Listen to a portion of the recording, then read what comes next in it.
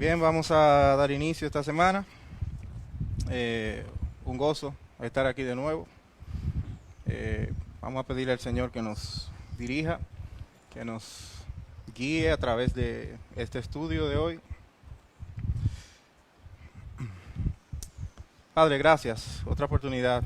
Tú nos concedes el estar juntos, Señor, estudiando este libro que nos lleva a través de tu palabra, Señor, y a través de las experiencias de Bob Kauflin.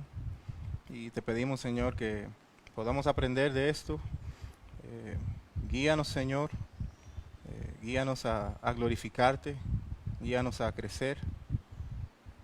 Te lo pedimos en el nombre de Jesús. Amén. Bien, la semana pasada iniciamos en el estudio del libro Nuestra adoración importa. Y la semana pasada vimos 4 capítulos de una sola vez.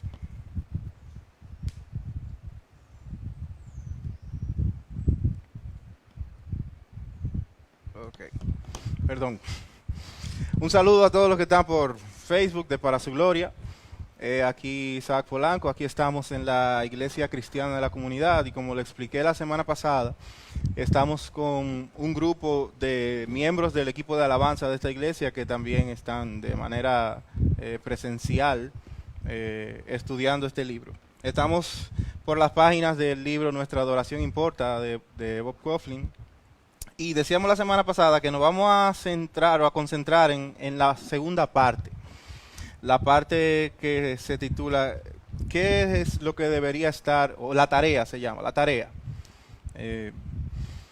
Y esta parte habla de aspectos técnicos y entre otras cosas que debería estar haciendo el que sirve o el que lidera en un equipo de alabanza. Pero no quisimos dejar de lado, y esa es una de las cosas más lindas para mí de este libro, la primera parte que habla, no solamente se concentra en las cosas técnicas, sino también habla de aspectos de la vida de la persona que sirve en el equipo de alabanza. Y estuvimos viendo 4 aspectos que el autor del libro llama o nos llama la atención. El primero era mi corazón, qué es lo que yo amo, qué es lo que dirige mi corazón, detrás de qué está mi corazón. Y la segunda cosa era mi mente, qué es lo que yo sé, qué es lo que yo conozco. Y la tercera, mis manos, qué es lo que practico, porque decíamos, no solamente es suficiente con yo tener un corazón dispuesto a adorar al Señor y un conocimiento amplio del Señor, yo tengo que tener preparación en lo que voy a hacer. Y el último aspecto era mi vida, qué es lo que modelo, qué es lo que los demás ven en mí. Entonces quisiera saludar a todos los que están por ahí. Si me dejan saber de dónde, me va a llegar un poquito retrasado porque lo estoy viendo en el celular, pero me dejan saber de dónde nos están escuchando y les saludamos desde aquí. Esta semana vamos a entrar en la segunda parte, la tarea. Y él hace una pregunta al entrar en la tarea. Dice, ¿qué es lo que se supone? Entonces, ¿qué es lo que hace un líder de adoración? Hablábamos la semana pasada de que la palabra líder es sustituible por siervo. No vaya a pensar que cuando hablamos de líder, estamos hablando de aquel que se para el frente o dirige el ministerio de alabanza, o aquel que es pastor. Decíamos que inmediatamente tú te pones en servicio para que personas puedan alabar al Señor, tú te conviertes en un líder para esas personas, en un guía. Entonces, cada vez que yo siempre trato de cambiar líder por siervo, pero si acaso lo digo como dice ahí, dice líder, piensa en un siervo y piensa en ti que estás sirviendo en tu equipo de alabanza. Desde México, dice aquí, desde Córdoba, México, también hay gente de la Iglesia Cristiana de la Comunidad que sigue por ahí, por las redes, que no están aquí presentes. Dios les bendiga y saludo a todos. Bien, leo esta introducción que hace Coughlin. Dice, es cada vez menos común encontrar una iglesia que no tenga un líder de adoración.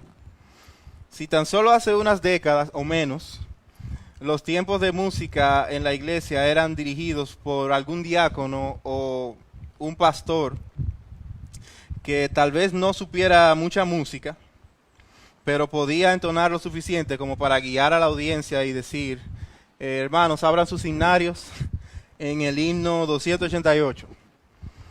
Y listo para que alguien presionara play, como era el caso de algunas iglesias que tenían una pista de los himnos, pero en otras, y creo que era la mayoría, solamente era una persona que se paraba con su himnario, hermano, vamos a cantar este himno, y arrancamos. Eso ha cambiado muchísimo. De hecho, yo estoy seguro que muchos de los que están aquí presentes no saben nada de esto que les estoy hablando. No han vivido eso. Lo que han vivido es lo que conocen como normal es cuando tú tienes una banda musical y cantas canciones contemporáneas con un estilo más contemporáneo. Y si acaso oyen algún himno de aquella época, así mismo le llaman un himno viejo, un himno antiguo. Y si bien es cierto que este avance ha sido beneficioso en muchos aspectos, por ejemplo, nos han mostrado la importancia de alabar a Dios, nos ha traído a la memoria o nos han enseñado qué tan importante es, y también nos han traído cantos nuevos que exaltan al Señor, o hemos traído porque nos incluimos. También nos han traído, como dice Coughlin, la claridad de que cada uno en la iglesia es un adorador y no solamente aquel que tiene un instrumento o aquel que está en el púlpito. Y eso han sido cosas que han venido con ese movimiento contemporáneo de alabanza. Sin embargo, en muchas ocasiones, tristemente, ha traído ciertas problemáticas.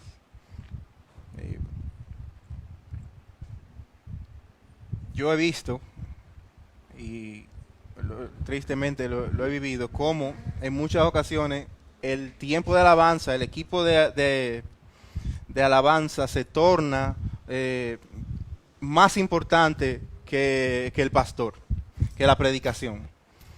Y en este caso no que el pastor, porque el pastor no es el importante, sino la predicación de la palabra. Tú ves como a veces hay iglesias que pasan una hora y media, hasta 2 horas cantando, y un tiempo de mensaje, de predicación de la palabra de 15, 20, 30 minutos. Incluso yo he visto cómo iglesias suprimen la predicación porque el tiempo de alabanza está demasiado bueno. Y yo pregunto, ¿qué siempre va a tener más peso? ¿Lo que yo pueda decir de Dios, o lo que yo pueda decirle a Dios, o lo que Dios pueda decirme a mí a través de su palabra? ¿Tan claro en la respuesta? Siempre lo que Dios pueda decirme a mí va a tener más peso, va a tener más importancia y más valor. También otra de las cosas que ha venido como problemática es que se crean estorbos que no existían. Cuando esa persona se paraba en el púlpito, no había necesidad de que una cantidad de instrumentos estuvieran afinados, estuvieran de acuerdo, tuviera una cantidad de personas con habilidades para tocar instrumentos, sino que si la persona se paraba y sabía cantar, empezaban y no había problemas. No sé si me doy a entender. Por ejemplo, el sonido, el tema de la batería o la banda o el piano, la voz está muy alta y no nos dejamos, no se deja escuchar bien la congregación. O el problema no sé, pudiéramos mencionar canciones quizá nuevas que nadie conoce cada semana. En fin, así como ha habido beneficios, también ha habido problemática, y yo creo que por eso es importante que nosotros prestemos atención a qué es lo que se supone que deberíamos hacer para no caer, no ser de los que causan los problemas, más bien seamos de bendición y seamos de ministerio, servicio a la iglesia. No sé. Hablando un poquito sobre el rol del líder de alabanza, Coughlin dice es difícil describirlo textualmente, bíblicamente, porque la Biblia no te dice, el líder de alabanza es aquel que hace esto.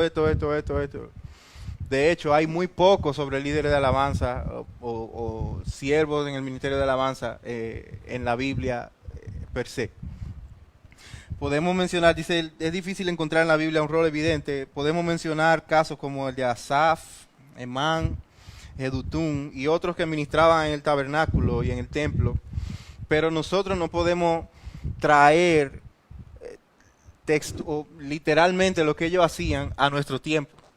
Porque lo que ellos hacían era guiarnos y hablar y apuntar hacia la venida del Mesías. Cristo ya vino. Nuestro contexto es diferente. Yo no puedo leer qué hacía Asaf, qué hacían los levitas en el tabernáculo y decir esto es lo que tengo que hacer yo en mi iglesia, porque no es el mismo tipo de ministerio, en un sentido. También, otra cosa a pensar que nos trae Coughlin es que el líder de adoración por excelencia no somos nosotros, es Jesús, quien abrió el camino, quien nos guía al Padre y nos habilita para nosotros poder ser adoradores, es Jesús, por medio de su sacrificio.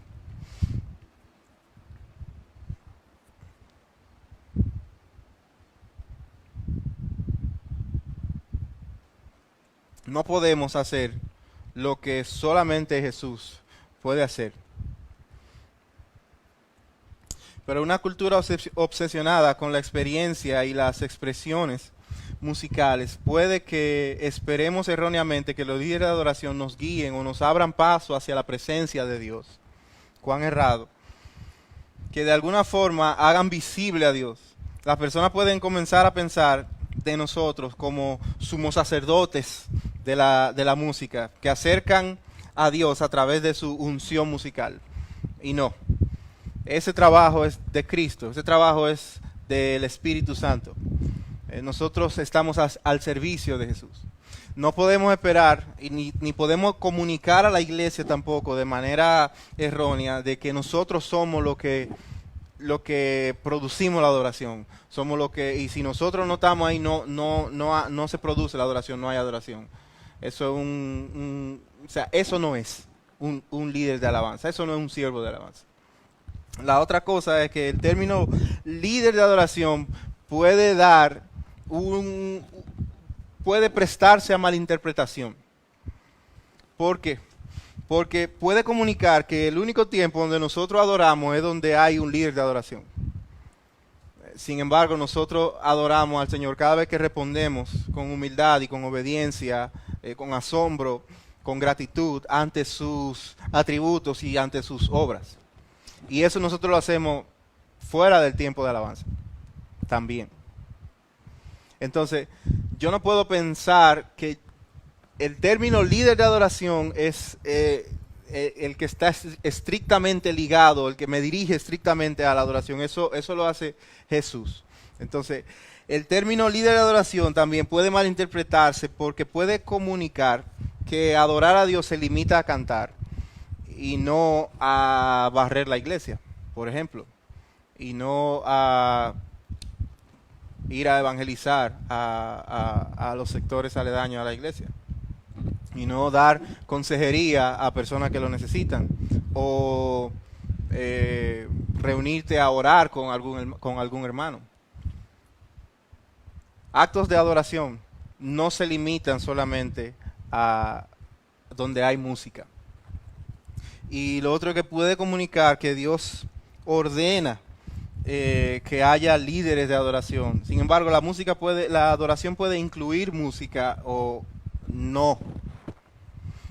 Entonces tenemos que estar claros en no sobreestimar ni el término ni a la persona que nos dirige en adoración o en alabanzas, como a mí me gusta personalmente llamarlo.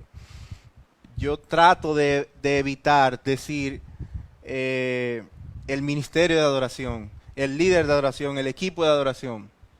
Porque si hago eso, debo hacerlo con cada ministerio de la iglesia.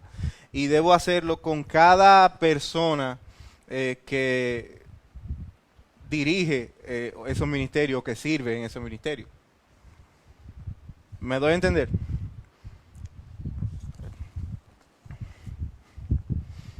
Y entonces Coughlin dice que junto con un pastor, él trató como de elaborar una definición que pudiera abarcar todo lo que abarca un líder, un siervo, una persona que sirve en el ministerio de alabanza o de adoración.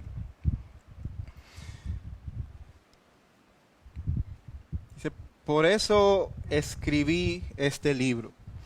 No importa cuán relevante pensemos que es el rol del líder o no lo es. Cada semana los que dirigen la adoración congregacional tienen una oportunidad significativa de enseñar, preparar y animar al pueblo de Dios en alabarlo correctamente y vivir para su gloria. En ese sentido, los líderes de adoración siguen los pasos de los levitas del Antiguo Testamento. En ese sentido, quienes enseñaban a los israelitas lo que Dios requería para adorarlo y cómo podían seguirlo fielmente. La definición a la que llegó Coughlin junto con el pastor Jeff dice, y eso es lo que vamos a tratar: un líder de adoración fiel exalta la grandeza de Dios en Jesucristo por medio del poder del Espíritu Santo, al combinar hábilmente la palabra de Dios con la música, motivando a la iglesia reunida a proclamar el Evangelio, a apreciar la presencia de Dios y a vivir para la gloria de Dios. Cada uno de esos enunciados, él lo divide en un capítulo que nosotros vamos a tratar cada semana. Un líder de adoración fiel exalta la grandeza de Dios en Jesucristo por medio del poder del Espíritu Santo, al combinar hábilmente la palabra de Dios con la música, motivando a la iglesia reunida a proclamar el Evangelio, a apreciar la presencia de Dios y a vivir para la gloria de Dios. A mí me pareció excelente esa definición. Y yo creo que no necesita añadirle nada. Vamos a ver cómo él amplía esto y vamos a estudiarlo y a meditar con respecto a lo que nosotros hacemos cada semana en nuestra iglesia. Esta semana vamos a ver el primer enunciado: un líder de adoración fiel. Leo. En años recientes, la adoración ha cobrado gran relevancia Son muchos los cantantes de música de adoración con nombres conocidos por todas partes. El próspero mercado de la música de adoración dentro y fuera de la iglesia ha cambiado lo que la iglesia canta y cómo entendemos la adoración.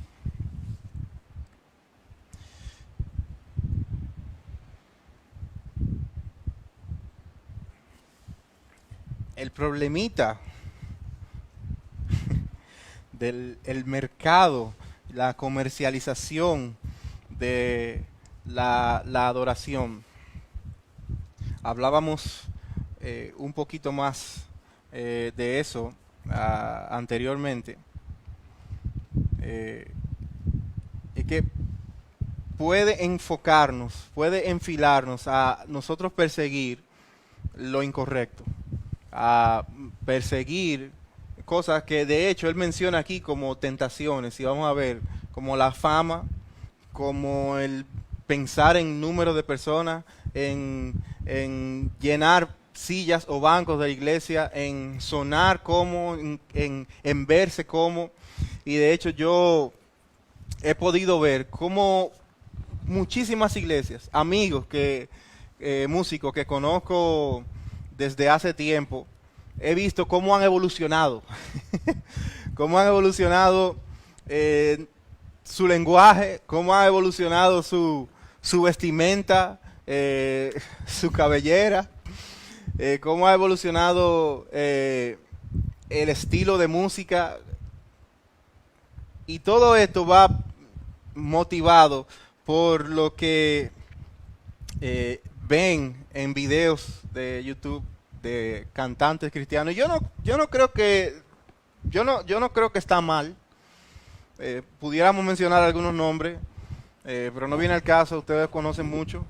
Yo no creo que esté mal el salir en videos. Yo no creo que esté mal de hecho, es una buena herramienta cuando la música, la alabanza llega a muchísimos sitios. Eso es algo que el Señor ha permitido para este tiempo a través del internet, a través de las redes y eso. El problema está cuando nosotros perseguimos eso. Perseguimos sin importar lo que cueste. El yo verme como se ve fulanito, que se ve bonito. El yo comprar el instrumento que tiene fulanito porque se ve bonito en ese video. Y decir las palabras que dice fulano y hablar y peinarme como fulano solamente para tratar de alcanzar ese estándar. Ustedes no se imaginan la cantidad de ministros, siervos, presos de eso.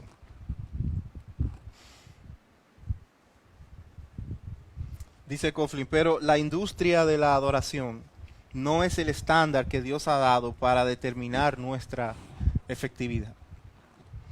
La Biblia es el estándar.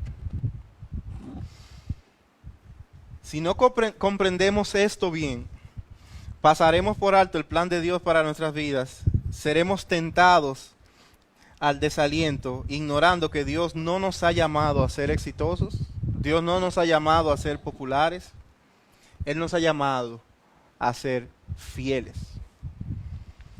Me encanta esa frase, la Biblia es el estándar. Porque la Biblia no pasa de moda. Porque la Biblia es la palabra de Dios. Es lo que Dios usa para transformar nuestro corazón. La Biblia tiene el poder que la música no tiene. Y la música tiene mucho poder. La música te hace llorar, la música te hace reír, te hace conmoverte, te hace celebrar. Y en unos capítulos más adelante vamos a hablar acerca de eso. Pero a lo que yo tengo que serle fiel no es al estándar de la industria de la adoración, a lo que otros son, a lo que en otra iglesia hacen, sino a lo que la Biblia nos llama a hacer. La fidelidad significa adherirse a la observancia de un deber, cumplir la palabra dada. cumplir las obligaciones, significa ser leal, constante y fiable. Ser fiel significa llenar las expectativas de otro, en este caso, las de Dios. No definimos nuestro propio ministerio. Dios lo hace. Él no nos dejó a nosotros el contenido o el propósito de lo que hacemos. Y eso es interesante, porque hoy en día los contenidos que tú ves vamos a seguirle llamando la industria de la música cristiana, no necesariamente es el contenido que Dios dejó. No necesariamente eh, es fiel a su palabra. Y yo siempre se lo digo y se lo repito, si algo no, y lo oí, de hecho lo leí en ese mismo libro, si algo no, si algo de la música que ustedes utilizan, si algo de la música que ustedes piensan usar para su servicio, piensan ponerla para usarla en sus iglesias, no tiene capítulo o versículo que tú lo puedas vincular en la Biblia, no te la recomiendo, deséchala. Eh,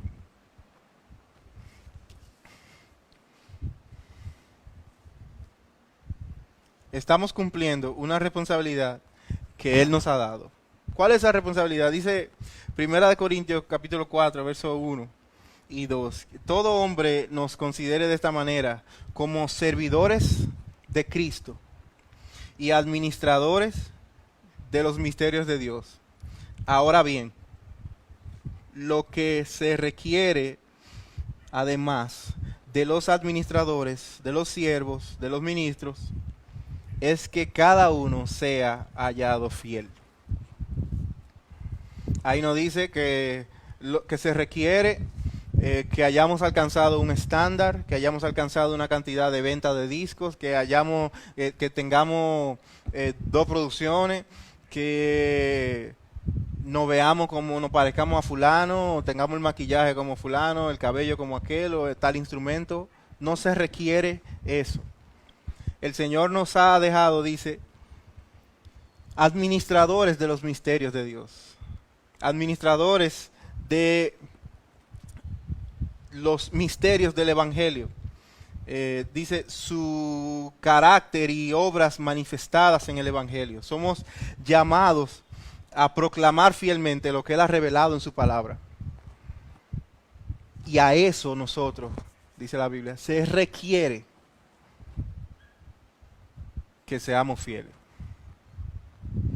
Entonces yo te animo ahora a tú examinar cuál es tu norte cuando tú estás sirviendo al Señor. ¿Hacia dónde tú estás caminando? ¿Hasta alcanzar qué? ¿A dónde tú quieres llegar? ¿A qué tú te quieres parecer o a quién? Si tú empezaste a aprender un instrumento o te inscribiste en una escuela de música o aprendiste a cantar o lo que sea y te enlistaste en el ministerio de tu iglesia para convertirte en una superestrella, para poder tener una plataforma para que la gente te conozca y después lanzar tu propia producción, etcétera, etcétera, eso yo lo he visto como personas empiezan a cantar en su iglesia, pero su fin es, yo estoy trabajando en mi proyecto viene por ahí. Y arrancan y trabajan en su proyecto y alcanzan su proyecto y después dejan de servir en la iglesia porque ya tienen un llamado a las naciones con su proyecto. Y tienen que invertir el tiempo que invertían sirviendo a la gente de su iglesia, de 40 miembros, de 30 miembros, de lo que sea, ahora en promocionar su proyecto. En su imagen y en su nombre. Pero eso es lo que el Señor nos llama a perseguir. Eso es lo que el Señor nos llama a ser administradores a ser fieles a eso. No.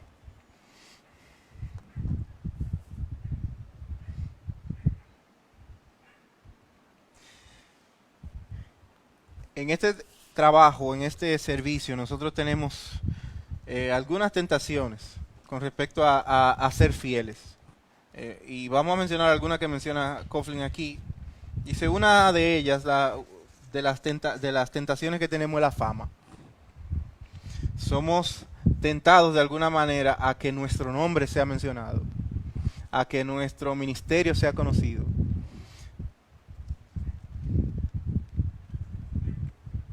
Me encanta este párrafo. Dice, algunos de los líderes de adoración más piadosos que conozco son personas de las cuales tú nunca has escuchado. Ellos no tienen un ministerio a nivel nacional y nunca han grabado un CD. Ellos me recuerdan que grabar un CD con grandes ventas no es una señal segura de que Dios esté complacido con lo que hacemos. Lo único que significa es que mucha gente compró el CD. Punto.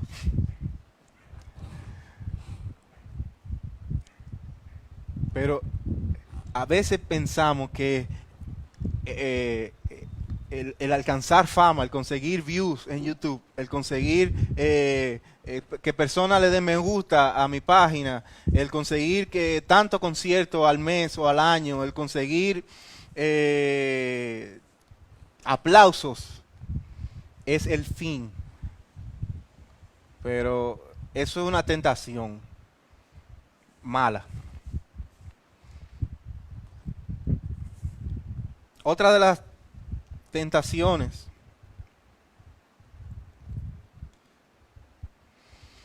es a medir nuestra condición por los números. Bueno, ya lo mencioné. ¿Cuánto view tiene mi video ya? ¿Cuánta gente me siguen en Facebook o en Instagram? Yo voy a dar un taller. ¿Cuánta gente se han inscrito ya para ir a verme, a dar una clínica?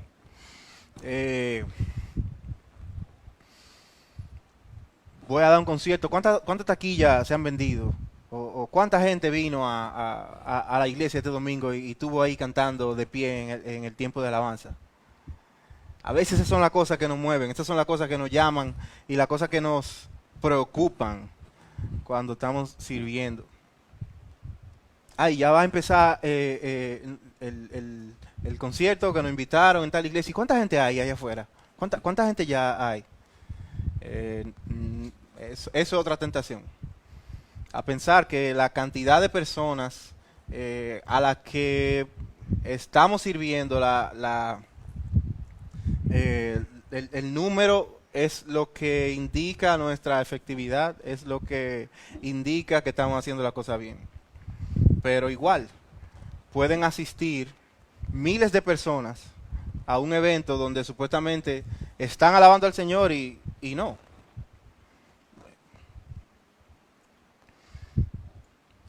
No lo dice.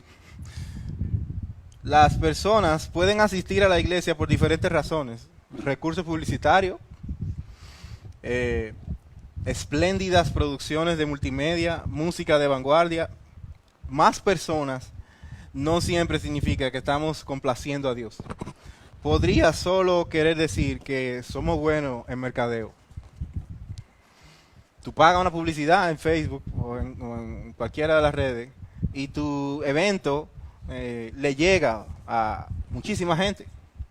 Tú seleccionas cuánta gente tú quieres que le llegue y tú pagas por eso. Tú preparas una producción, hay iglesias que invierten, y no estoy en contra de eso, no estoy en contra. Lo que estoy en contra y lo que estamos hablando aquí es la mentalidad detrás de. Invertir miles y miles en producción, en luces, escenario, tal cosa, con el fin de que las personas puedan ver un show bien montado y más personas puedan venir a donde mí porque aquí hay una buena producción. Pero eso no siempre significa que estamos complaciendo a Dios, que lo que estamos haciendo es digno de que personas vengan.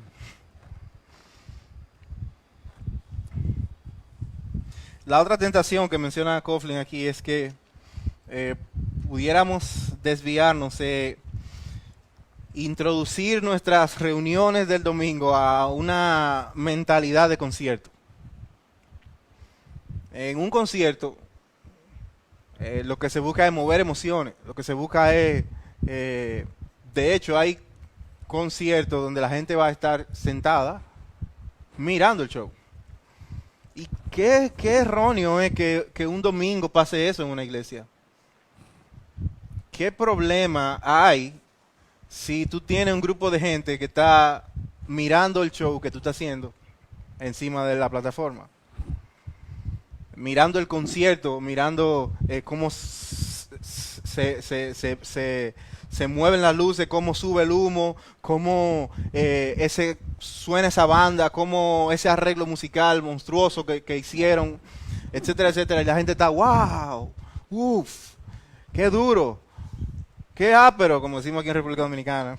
Perdón si significa otra cosa en otro país. Y la gente callada o asombrada por lo erróneo.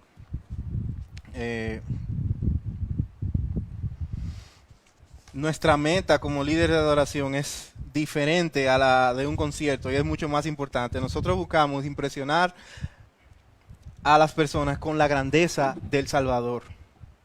Y eso es lo que nosotros siempre tenemos que perseguir, que la gente vea grande a Dios. Y de eso va a tratar la semana que viene. Exalta la grandeza de Dios. Pero nosotros tenemos que ser fieles a lo que el Señor ha puesto en nuestras manos. Y no caer en la tentación de buscar nuestra propia gloria, de buscar números, de producir un concierto y de buscar fama. Mi trabajo es asegurarme de proveerle a cada una de esas personas que vienen cada domingo la oportunidad para que sean afectados por las cosas correctas. Y esto significa ser fiel a tratar que las personas se enfoquen en el Dios que adoramos. Que el Señor nos ayude a que esto sea así cada semana y que nosotros no estemos permeados, moldeados por la industria, por lo que está pasando en aquella iglesia que tiene 10,000 miembros y que se reúnen, qué sé yo, cuánta gente y que tiene una banda grandísima y que tienen una producción. Oye, si el Señor se lo dio, amén. Si lo están haciendo, ¿verdad? Para exaltar la grandeza de Dios. Y tienen todos esos recursos. Amén. Qué bueno. Hay iglesias que sí, que el Señor le ha dado todo eso. Pero repito, y con esto termino, que yo no quiera romperme la cabeza, volverme loco en mi iglesia buscando todos esos recursos para parecerme a aquel y que al final lo que estemos engrandeciendo sea a nuestra iglesia, a nosotros, a nuestro ministerio, a nosotros mismos, a nuestro proyecto, a nuestra voz, nuestro talento. Que el que siempre esté engrandecido sea nuestro Salvador y Señor Jesucristo. Que el Señor nos bendiga.